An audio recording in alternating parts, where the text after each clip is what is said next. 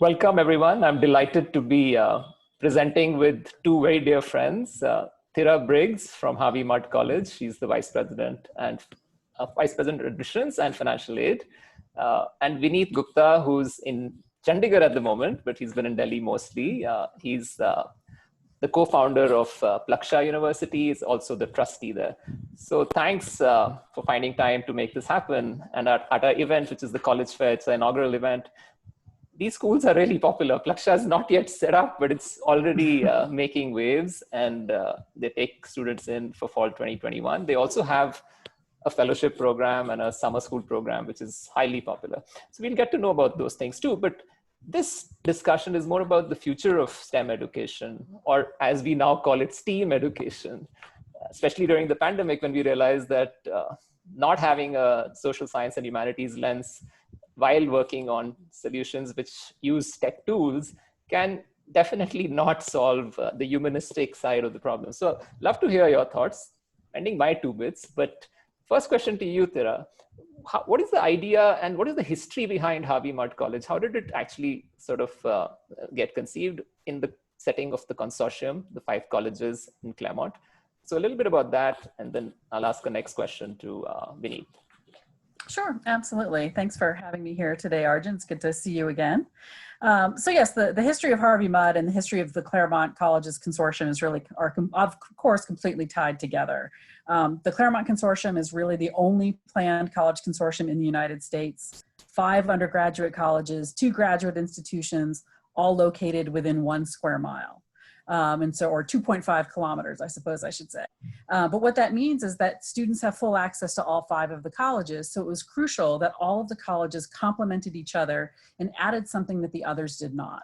And so as each of the colleges was added to the consortium, there was a reason and a need for each.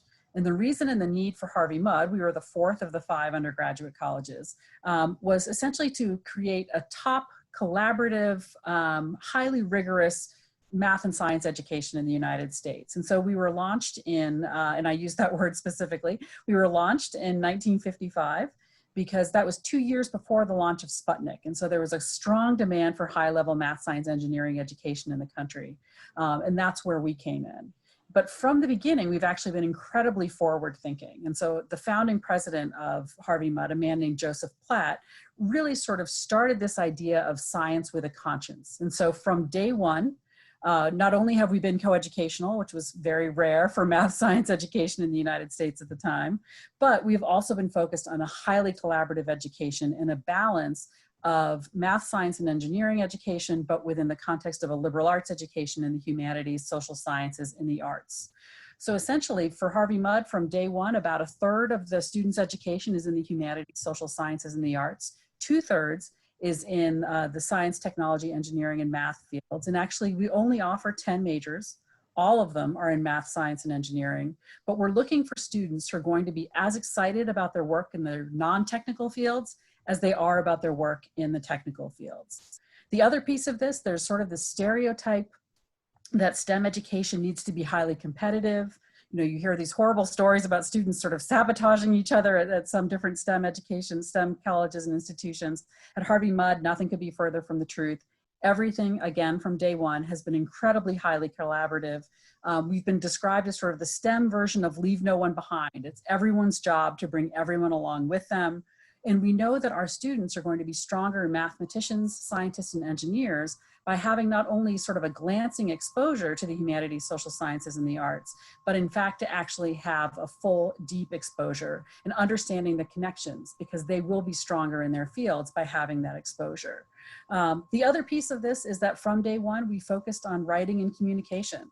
It's not something where writing is relegated to the non-technical fields. Every single student, when they come into Harvey Mudd, from their very first semester, will take a writing course, what we call RIT 1. It's 8 students and 1 professor, or 16 students and 2 professors, and helping our students understand that you can be as brilliant as you want and as brilliant as you think you are, but if you can't communicate your ideas, there's no reason for that. The entire idea behind this is that you need to communicate your ideas. So now we hear from the companies that hire our students and the graduate schools that admit them, that often our alums are the translators in their field.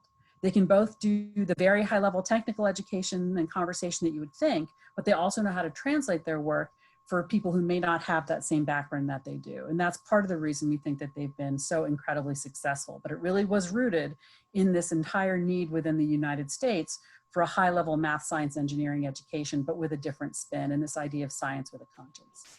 That's fascinating. Over to you, Vineet. Plaksha as an idea came about fairly organically, and there's all the other founders that we also connect with. They all say that there was this kind of passion to do something for technology education in India. What are your thoughts on this, and where is the idea of Plaksha today? Well, thanks, Arjun, for the opportunity. I should admit that as I was hearing Thyra speak, it seemed like a Plaksha pitch. So, I should start from there. So, she's in some sense already captured what a education in engineering, math, sciences should be. I think the engineering education in India is far from it, if I may say. It's very focused on math, physics early on when you were preparing for entrance exams. The IIT joint entrance exam is a bit of it's an extremely challenging exam, very focused on those two dimensions, math, physics, maybe chemistry. And students prepare for 4-5 years before they get in. So pretty much when you're getting into college, you are being tested largely on one dimension, which is how can you solve these problems quickly, efficiently? It's a time test. It's a test of concepts in math, physics. And, so in some sense, your input to the college is screened in one dimension. That dimension is quite good, but it's not screened on a lot of the other dimensions that Thyra spoke of, which when all of us graduated and went into the work stream, you realize that, careers and success in life is not just about how well you do in math and physics, but also about how well you communicate or how well you write or how well you collaborate. And, and if engineers have to solve some of the biggest challenges of the planet, of society, how well do you understand society? How well do you understand human beings? And on those dimensions, I think the Indian engineering education, I must say, I'm a product of that. And I've greatly benefited and I have high respect for it. But I think it has to pivot. It has to pivot to make engineers more human, or have a deeper understanding of human beings, a deeper understanding of society. And also, I think a more sort of rounded competency, not only a competency in engineering, physics, math, but also a competency in all of the things that Thyra spoke of: communication, writing, collaboration, ability to take charge of your own self, open up your blind. So Plaksha is attempting to do that, I think, and I would love to, Thyra, speak with you in greater detail later. And India, in some sense, is the laboratory for social innovation, social change, and we have the opportunity to do that at scale.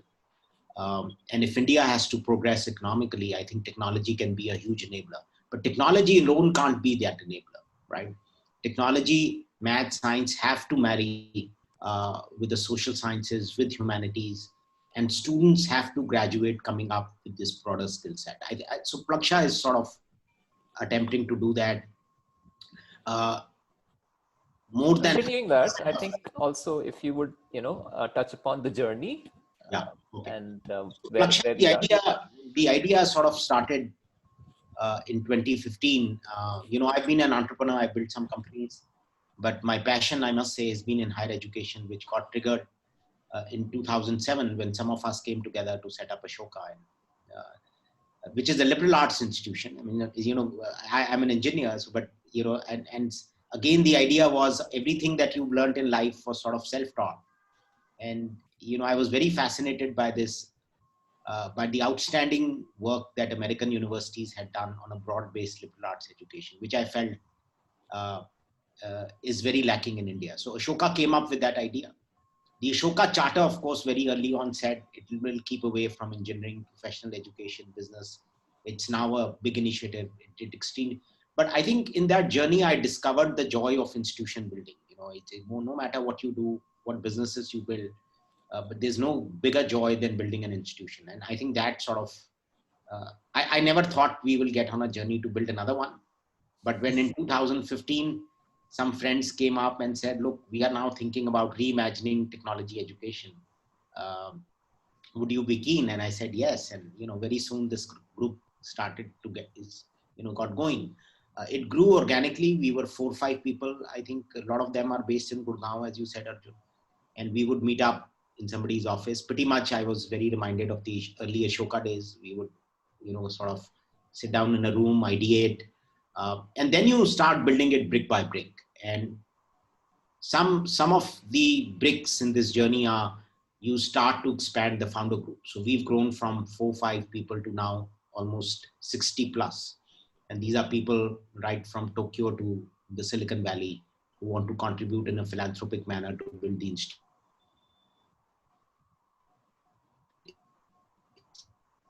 Philanthropic. That's, I think, one key piece of the institution building. The second, we started to visit universities internationally, and I must tell you that even 4 years ago, I couldn't have articulated the vision of Plaksha perhaps as concretely as we can do now, even though some of the elements were in place and we knew what we wanted to do. But it was only after visiting institutions globally, maybe we visited 50 odd institutions. And we discovered that everywhere, whether it was MIT, Stanford, there was this constant dialogue about change in engineering education, right? Which started from saying, look, the boundaries of engineering disciplines itself need to change. The mechanical engineering, electrical engineering, civil engineering were invented just at the beginning of the second industrial revolution, or pretty much at that point of time. And they have stayed like that, right? So they've served society well in the 20th century. I'm not sure these disciplines in the present form will continue to serve society well in the 21st century, where problems have become far more interdisciplinary. Computer science in some sense is becoming all pervasive. Computing is at the heart of all engineering disciplines. The boundaries of an electrical, mechanical, civil are all collapsing. So what should the new disciplines look like? And should you even call them disciplines, right? I think these are questions to ask.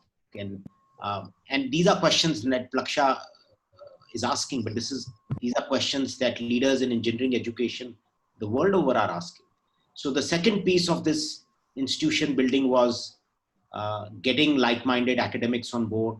We have great support from academics, whether from UC Berkeley or Stanford, or there's a great college, Olin, and now with Thyra's support, maybe we will start a dialogue with Harvey, because what she said just sort of appeals totally to Plaksha. So there is worldwide support from Singapore, NTU, from Cambridge, United Kingdom. So I think this group of universities sort of helping Plaksha come up, envisaging, and I think they are all inspired by wanting to do or wanting to help out, build an excellent institution in India. So that's the second piece. And the third is really then acquiring land, starting to build the campus. And fourth, we already also started a master's program. So I think that's been the journey so far, expanding the founder group, building academic relationships, starting to build the campus, and starting to set the message out through people like you. It's wonderful. I think the effort that goes in to build institutions, one, and now in your case, setting up two very much marquee institutions in India. So kudos to all the effort you and all other founders and the team is putting in. The next question I had was in general. I think MUD seems to be a college which is future ready from the get-go. You always married the humanities and the social sciences from day one, and having the consortium resources available obviously made that stronger. I also read a little bit about how students perform a Shakespearean play, and there's a very active interest in literature, philosophy, and there's a certain quirky nature in MUD kids. So how does one build a culture which makes students leaders, and also perhaps that lends to wherever they go next, the morale in organizations that they work in, or the vision that they have for the teams they lead? What do you think MUD does differently? I mean, I really do think we try to set the tone as early as possible. We have a 3-semester core curriculum. And from day one, we are doing things differently than many STEM institutions. And that when students come in, for example, they don't apply to a major, they simply apply to the college. They do not declare their major until the end of their sophomore year. And in fact, a year ago, our faculty voted that the first year students cannot declare a major until the earliest, the end of their first year. So from day one, we are insisting that they are coming in with an open mind, that they will study in every single department we offer before they actually declare their major. And one thing I neglected to mention when I was talking earlier about our history that Vineet set up so well is that from day one, we have always had a general engineering program. So at MUD, you do not major in mechanical or civil, you major in engineering. And I think so much of this has to do with the idea, we want to make sure that there is no shelf life on a Harvey Mudd degree. And I think one of the overarching questions, which we'll probably get into in a little bit, is this idea of how do you educate students for jobs that haven't been created yet and that you can't even envision. And that's been the way we've always worked. So much of what we rely on, though, in terms of students creating and replicating this culture is from each other. And so one of the things we do, for example, and it sounds like it may be a small thing, but it's actually turned out to be much larger, is that every residence hall we have is a combination of first-year students through seniors. We want to make sure that students are surrounded by others who have gone through the MUD culture, who can do things like show them that it's not only expected that you will ask others for help, it is the only way you're going to get through MUD. In some ways, we make MUD challenging enough that you have to look to your peers on your left and your right to make sure that you're going to be successful. This other idea, everything at Harvey Mudd is collaboration over competition.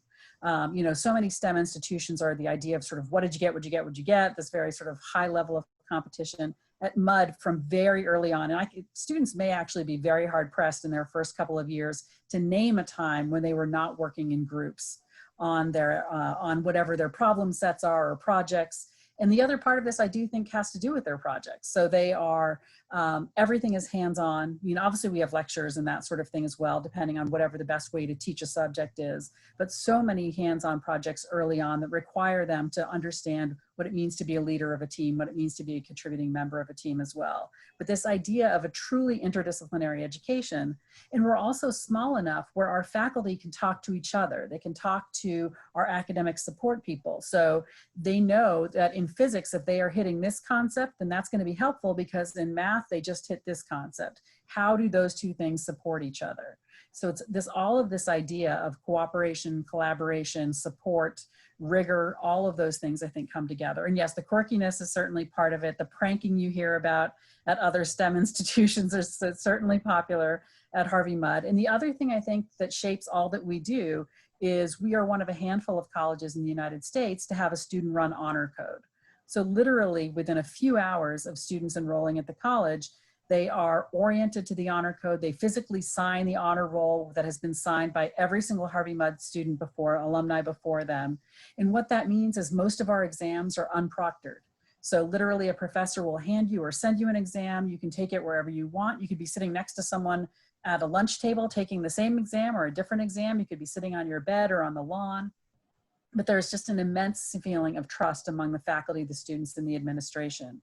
And when students violate the honor code, which of course they do, they are students, everything is decided by other students. So we have an honor board that decides everything. And I think this idea of trust and of collaboration, this interdisciplinary piece, all of these things I think really create an ongoing culture. That, I mean, things have certainly changed in recent years in terms of, you know, we can talk about that too, but so we're not stagnant in that way, but it does help to create the sort of keep the best things of the culture and promote those so they move on through the generations. Wonderful. I think that sort of really gives future sort of rubric for institution builders like Vineet to even think of picking certain bricks and applying it. So what are your thoughts, Vineet, on you know, what Thyra mentioned and the future of STEM education and careers? Go ahead. I think she's sort of spot on, and what I loved is, I mean, she you know, and maybe she mentioned, or you were asking her, how do you inculcate leadership? And I think this whole notion of what a leader should be in the 21st century, I think, is itself very different from our conventional notions. Somebody who can deeply understand big problems around us, who can be collaborative, who can sort of lead from behind in some sense. I think, and Plaksha is pretty much very focused on that. I think creating a generation of graduates who are fearless, who take on big challenges, who have an entrepreneurial mindset, and not entrepreneurial just in the sense that they go on and create ventures, but wherever they are, the mindset to take risk, the mindset to take on an initiative and run with it, the ability to be able to collaborate, form teams, so I do feel that mindset is a key mindset in the 21st century, and very, very closely aligned to success. And Plaksha, the two things I do want to emphasize, of course, marrying it strongly with humanities and the liberal arts and bringing in all of the skills. But I think one is really sensitizing each of our students on big problems around us, whether there are problems of change, uh, healthcare. So sensitizing not only as an utopian idea, but we also believe that the biggest opportunity, the biggest entrepreneurial opportunity, the biggest career opportunities in the 21st century are going to be around solving big problems. I mean, look at COVID. Look at this whole space of healthcare. How many jobs can it create? How much innovation can it create, right?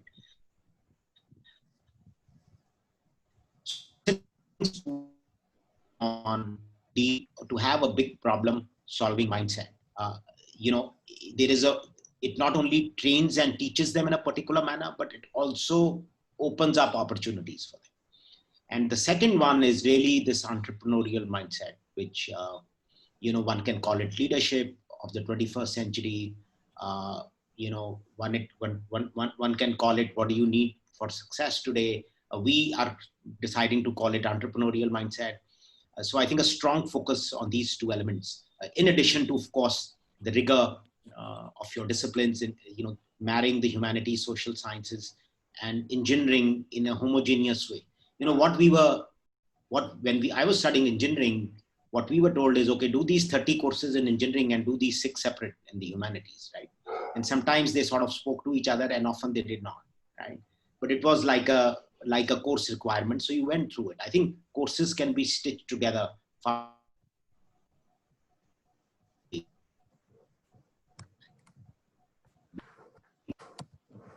And the last thing I just emphasize, which Thyra already spoke of, is the whole experiential component. Encouraging students to build things, to,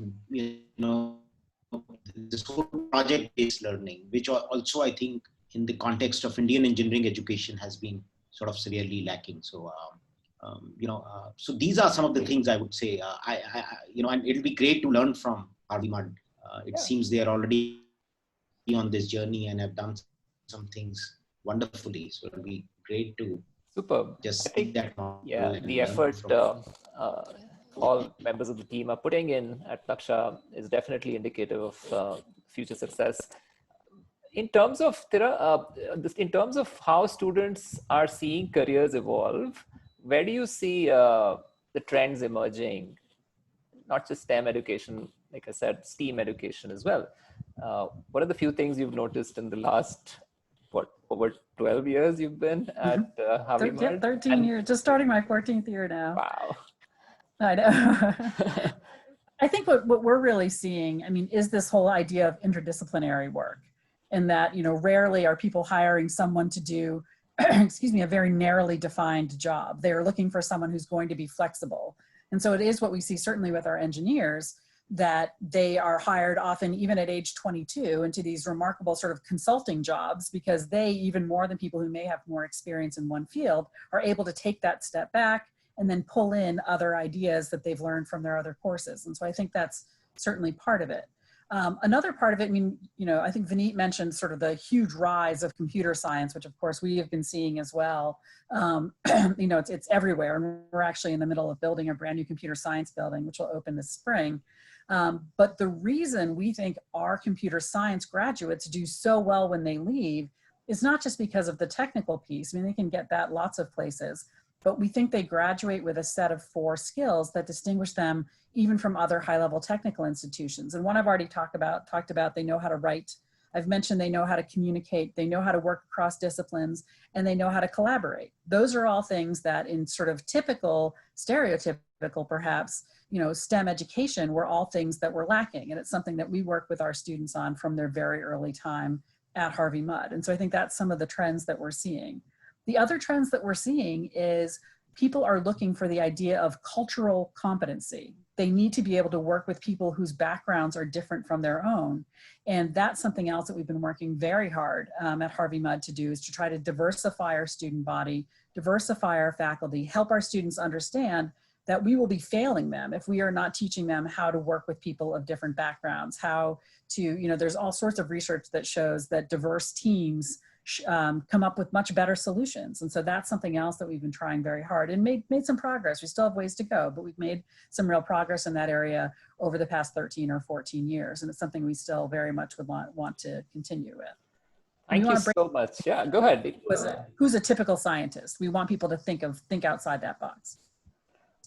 All right, that was wonderful. Thank you so much for your time, Thyra. I know it's so late in California, and I know you're an early riser. So, well, definitely love to see you at the fair, and we'll be there to meet you, Peter, and of course, students who are there expecting you. So, thanks again. And Vineet, we also have Plaksha being represented at the college fair.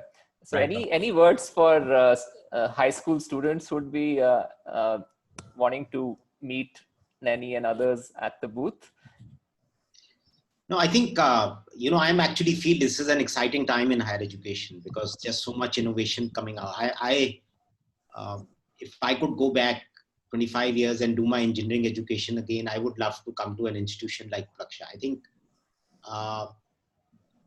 and we've spoken about it, the interdisciplinarity, the focus on all-round development, developing the key 21st century skills, mindset in terms of entrepreneurial ability, leadership. I think these are all key determinants to success.